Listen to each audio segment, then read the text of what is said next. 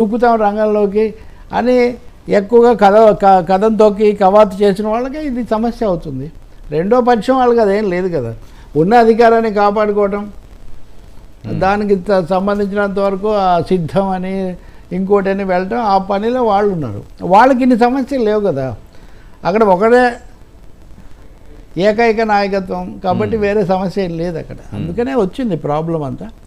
ఇక్కడ భావాలకు సంబంధించి వీళ్ళ మధ్య ఐక్యత లేదు, రాష్ట్రాభివృద్ధికి సంబంధించి ఒక ప్రణాళిక లేదు, కేంద్ర రాష్ట్ర సమస్యల మీద ముఖ్యంగా ఇప్పుడు మీరు తర్వాత పెడుతున్నారు కదా, ఇప్పుడు రాజధాని అని ఇంకోటని, ఈ సమస్యల మీద కూడా వీళ్ళ మధ్య ఏకాభిప్రాయం ఉందా? వీళ్లకు కేంద్రానికి ఏకాభిప్రాయం ఉందా? లేదు. కాబట్టి ఇది కేవలము సీట్ల సర్దుబాట్ల శూన్యత కాదు, ఇది రాజకీయ విధానపరమైనటువంటి శూన్యత, నాయకత్వపరమైన శూన్యత కూడా. అంటే ఎవరు ఈ కూటమికి నాయకుడు? ఇంకా కూటమికి నాయకుడే ఉన్నారు సార్, ఇంక చంద్రబాబు నాయుడు అని చెప్పి సాక్షాత్తు ముఖ్యమంత్రి ఆయన కావచ్చు అండి, అంతే కదా, అయినప్పుడు అన్నీ ఆయన చేయాలి. ఆయనేమో చేయలేని పరిస్థితిలో లేరు, ఆయన మళ్ళీ బీజేపీ కేసి చూస్తున్న పరిస్థితి. ఆయనకు ఆకర్షణ కోసం పవన్ కళ్యాణ్ కావాలి, సంరక్షణ కోసం నరేంద్ర మోదీ కావాలి, అధికారం ఏమో తనకే కావాలి. సో ఈ ఈక్వేషన్ ఎక్కడ సెట్ అవుతుంది? ఈక్వేషన్ కుదరట్లేదు. కాదండి, వీళ్ళందరూ యాక్సెప్ట్ చేశారు కదా. చేశారు స్వామి, చేసిన తర్వాత కార్యాచరణ. ఇప్పుడు ఇన్ ప్రిన్సిపల్ యాక్సెప్ట్ చేయడం వేరు, దానికి ఒక ప్రాక్టికల్గా ఆచరణ రూపొందించి కార్యాచరణలో సీట్లు అభ్యర్థులు విధానం అది దిగటం వేరు. అక్కడ తప్పకుండా గొంతు పట్టుకుంటుంది అక్కడ.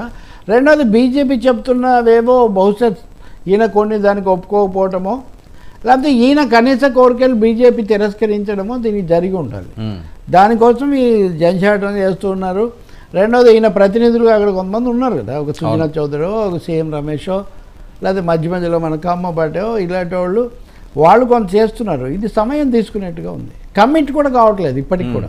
అమిత్ షా ఎకనామిక్ టైమ్స్ కాన్క్లేవ్లో చెప్పలేదు అంటే ఓకే, ఆ తర్వాత కూడా 3-4 రోజులు అయింది.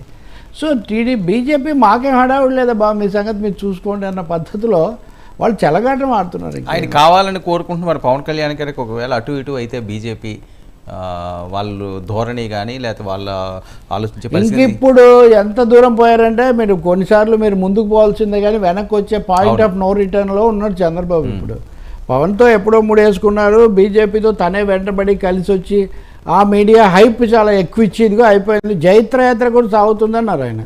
జైత్రయాత్రలో మొదటి అడుగు ఇంకా మొదలవలేదు కదా ఇప్పటికి. కదలిరా అంటే ఆయన ఒక్కడే కదులుతున్నారు కానీ బీజేపీ కానీ జనసేన కానీ కదలట్లేదు. సో అది లోకేష్ గారితో శంకారావం కూడా చేస్తున్నారు కదా. ఓకే, అదే నేను అనేది తండ్రి కొడుకు కదులుతున్నారు, ఆ పక్కనున్న వాళ్ళు తోటి భాగస్వాములు వాళ్ళు కదలారు కదా, అది జరగడం లేదు కదా. సో సేనాని రూట్ మ్యాప్ ఇప్పుడు ఎవరి వాళ్ళు అంటారు? ఇంకేముంది, 2 రోజులు చూసి హెలికాప్టర్ వేసుకొని ఆయనే పోతాడు. దానికి కూడా రూట్ మ్యాప్ జగన్ ప్రభుత్వం ఇవ్వట్లేదని మీరు అది కూడా చూస్తారు కదా, అది ఒకటి మళ్ళీ పిట్ట కదా. కాదండి, జగన్ ప్రభుత్వానికి సంబంధం ఉంటుందా? మీరు అడిగింది సరైన ప్రశ్నే అది. అంటే యాక్చువల్గా హెలికాప్టర్ అవి ఏవియేషన్ అనుమతులు అవన్నీ కూడా ఇవ్వాల్సింది, దానికి వేరే బోర్డు ఉంటుంది.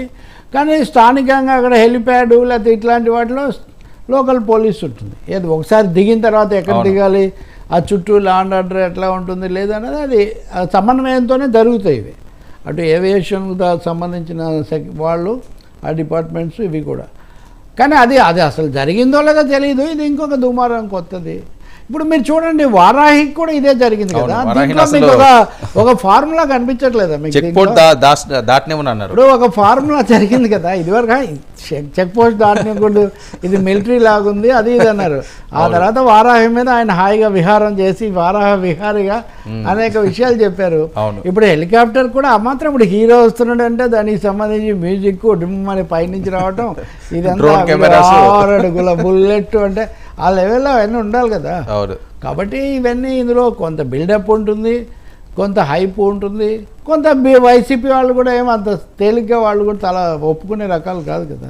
అందుకని జరుగుతుంది. ఇందులో రాజకీయం ఏం లేదు, కాలక్షేపం, టైంపాస్, డైవర్షన్. ఇంకా చెప్పాలంటే ఇప్పుడు వారాహి కోసం 4 రోజులు మాట్లాడేమో, ఇంకా 4 రోజులు హెలికాప్టర్ అనుమతిస్తారా లేదా, లేకుంటే ఎలా వస్తారో చూస్తాం. అంటే ఒకటి రోడ్డు మార్గం అంటే అక్కడ వెళ్ళిపోవచ్చు, రోడ్డు మీద పడుకోవచ్చు, ఇవన్నీ చేయొచ్చు. హెలికాప్టర్గా స్కోప్ లేదు కదా, కాబట్టి నడుస్తుంది. ఓకే, త్యాగాలకి సిద్ధంగా ఉండాలని పదే పదే పవన్ కళ్యాణ్ గారు వీళ్ళు క్యాటర్కి చెప్తున్నారు. సో ఈయన తగ్గించారని ఈ మధ్యకాలంలో ఈయనైతే తగ్గించారు. ఎవరైతే గెలిచే వాళ్ళు ఉన్నారో వాళ్ళనే జల్లెడ పడుతున్నారు పవన్ కళ్యాణ్ గారు. అందుకనే ఉభయ గోదావరి జిల్లాల్లో కూడా ఆయన టూర్ వేయడం, మంగళగిరి ప్రధాన కార్యాలయాల్లోనే ఆయన అందరికీ టచ్లో ఉండడం చేస్తున్నారు. కానీ చంద్రబాబు నాయుడు గారు చూస్తే గత 2-3 రోజుల నుంచి చాలామందిని పిలిపించి మాట్లాడుతా మీరు త్యాగాలకు సిద్ధంగా ఉండాలని మాట్లాడే పరిస్థితి. అంటే బీజేపీకి జనసేనకి ఎక్కువ ప్రయారిటీ ఇచ్చి ఎక్కువ సీట్లు ఇవ్వాల్సి వస్తుందనా ఈ మాటకు అర్థం? బీజేపీకి ముఖ్యంగా అయినా చంద్రబాబు నాయుడు ప్రత్యేక హోదానే త్యాగం చేసిన ఆయనకి ఇది పెద్ద సమస్య ఉంది. నా తరఫున మీ తరఫున నేను త్యాగం చేయడం. ఇప్పుడు సీట్లు కూడా అంతే, ప్రజల తరఫున రాష్ట్రం తరఫున ఉన్నదాన్ని ఈయన త్యాగం చేయడం ఏంటి అక్కడ అర్థం లేదు. అలాగే